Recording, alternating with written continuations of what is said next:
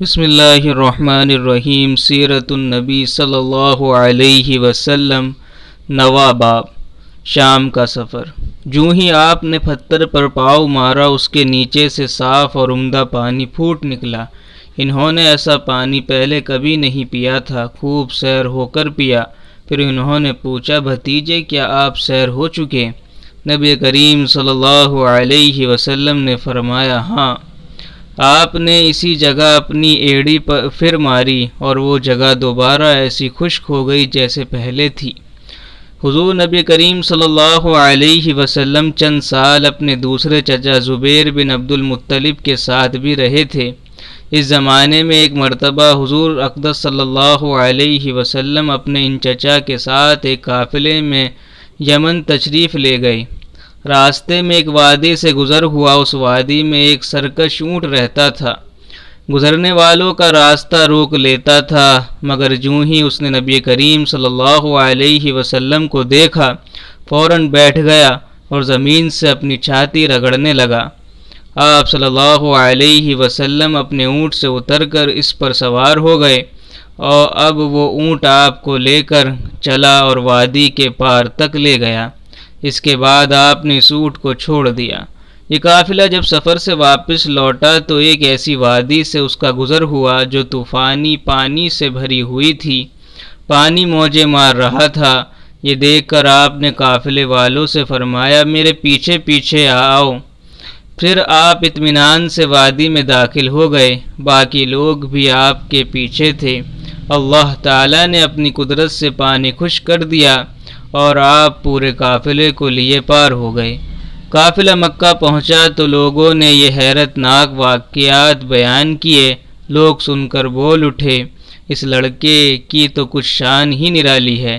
ابن ہشام لکھتے ہیں، ابو لہب کا ایک شخص بہت بڑا قیافہ شناس تھا، یعنی لوگوں کی شکل صورت دیکھ کر ان کے حالات اور مستقبل کے بارے میں اندازہ لگایا کرتا تھا۔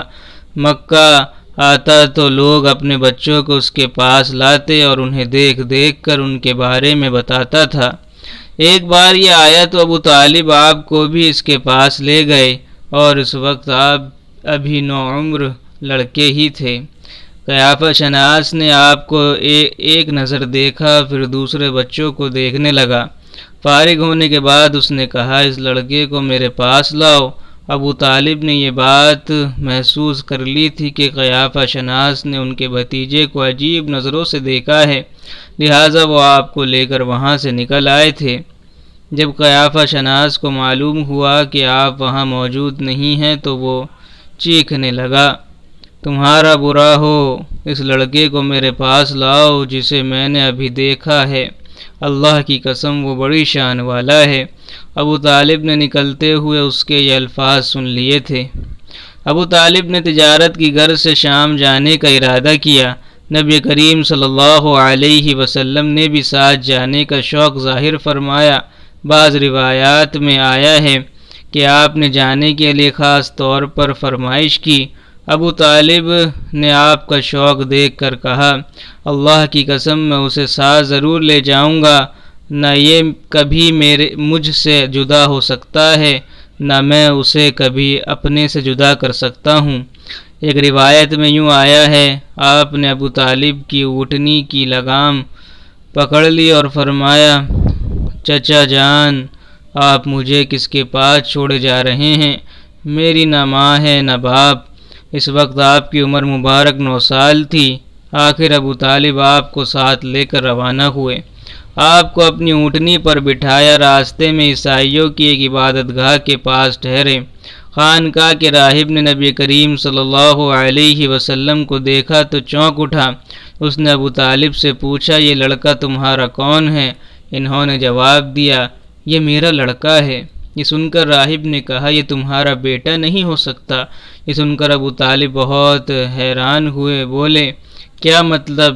یہ کیوں میرا بیٹا نہیں ہو سکتا بھلا؟ اس نے کہا، یہ ممکن ہی نہیں کہ اس لڑکے کا باپ زندہ ہو، یہ نبی ہے۔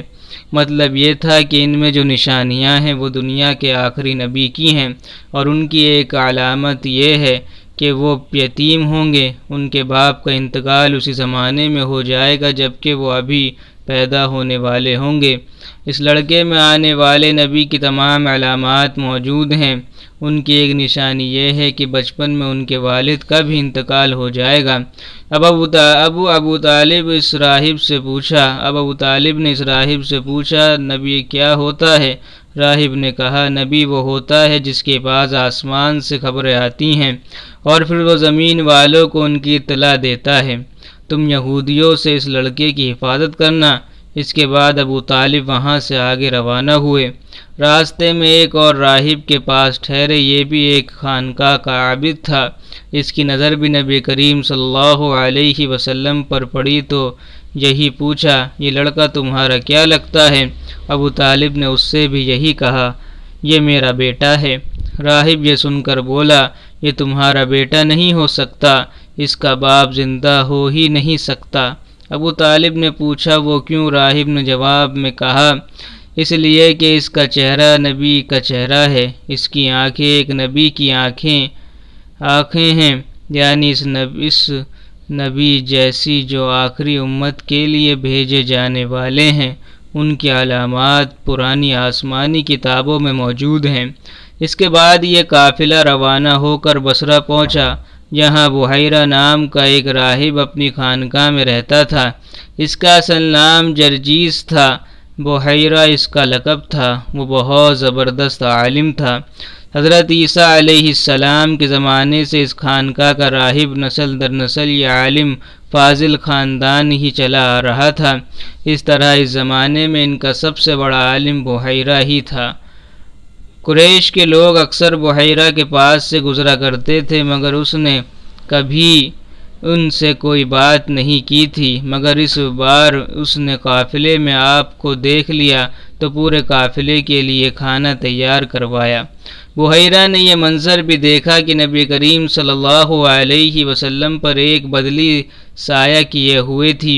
جب یہ قافلہ ایک درخت کے نیچے آ کر ٹھہرا تو اس نے بدلی کی طرف دیکھا، وہ اب اس درخت پر سایہ ڈال رہی تھی اور اس درخت کی شاخیں اس طرف جھک گئی تھیں جدھر نبی کریم صلی اللہ علیہ وسلم موجود تھے۔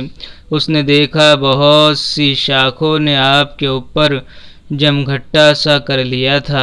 اصل میں ہوا یہ تھا کہ جب نبی کریم صلی اللہ علیہ وسلم اس درخت کے پاس پہنچے تو قافلے کے لوگ پہلے ہی سایہ دار جگہ پر قبضہ کر چکے تھے۔ اب آپ کے لیے کوئی سایہ دار جگہ نہیں بچی تھی۔ چنانچہ آپ جب دھوپ میں بیٹھے تو شاخوں نے اپنا رخ تبدیل کر لیا اور آپ کے اوپر جمع ہو گئیں۔ اس طرح آپ مکمل طور پر سائے میں ہو گئے۔ بحیرہ نے یہ منظر صاف دیکھا تھا۔ آپ کی یہ نشانی دیکھ کر اس نے قافلے والوں کو پیغام بھجوایا، اے قریشیو، میں نے آپ لوگوں کے لیے کھانا تیار کروایا ہے۔ میری خواہش ہے کہ آپ تمام لوگ کھانا کھانے آئیں، یعنی بچے، بوڑھے اور غلام سب آئیں۔ بحیرہ کا یہ پیغام سن کر قافلے میں سے ایک نے کہا، اے بحیرہ، آج تو آپ نیا کام کر رہے ہیں۔ ہم تو اکثر اس راستے سے گزرتے ہیں، آپ نے کبھی دعوت کا انتظام نہیں کیا، پھر آج کیا بات ہے؟ بحیرہ نے انہیں صرف اتنا جواب دیا، تم نے ٹھیک کہا، لیکن بس آپ لوگ مہمان ہیں اور مہمان کا اکرام کرنا بہت اچھی بات ہے۔ اس طرح تمام لوگ بحیرہ کے پاس پہنچ گئے، لیکن اللہ کے رسول صلی اللہ علیہ وسلم ان کے ساتھ نہیں تھے، انہیں پڑاؤ ہی میں چھوڑ دیا گیا تھا۔